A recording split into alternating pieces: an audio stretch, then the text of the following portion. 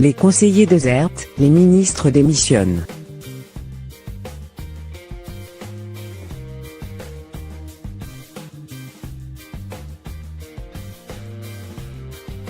Une gouvernance par le vide jamais vue sous la Ve République.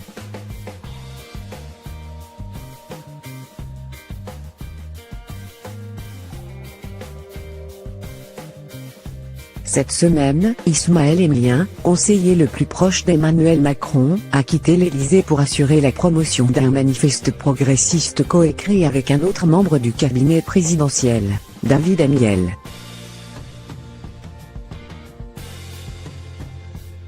Vu la faible épaisseur de l'ouvrage, dans tous les sens du terme, on peine à y trouver une raison suffisante de s'éloigner du cœur nucléaire du pouvoir, celui dont, justement, il est possible de faire passer le macronisme de la théorie à la pratique.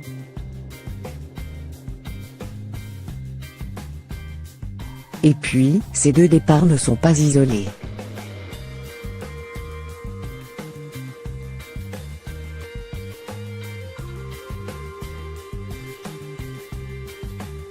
Il y en a une cinquantaine d'autres.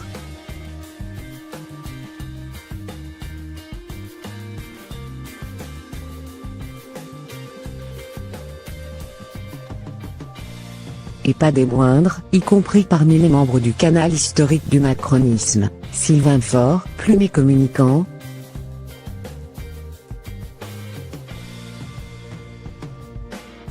a claqué la porte, officiellement pour consacrer plus de temps à sa famille.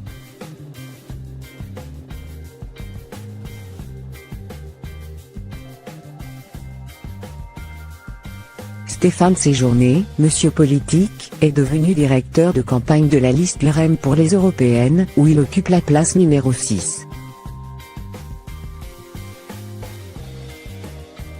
Toutes ces défections se produisent tôt dans le quinquennat, avant même le deuxième anniversaire de l'élection présidentielle.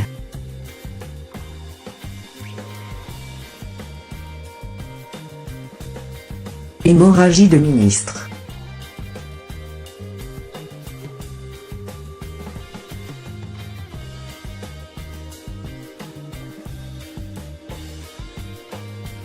Et les ministres ? Dans l'équipe gouvernementale aussi, l'hémorragie perdure.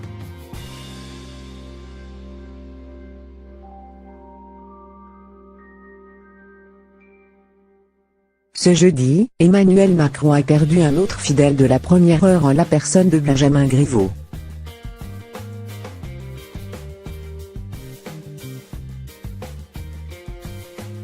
Le porte-parole du gouvernement veut absolument être candidat à Paris face à Anne Hidalgo.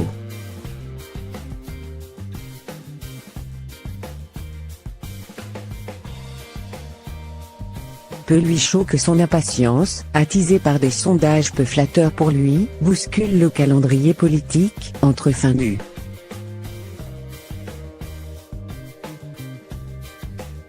grand débat et campagne pour les européennes, enjeu capital pour Emmanuel Macron.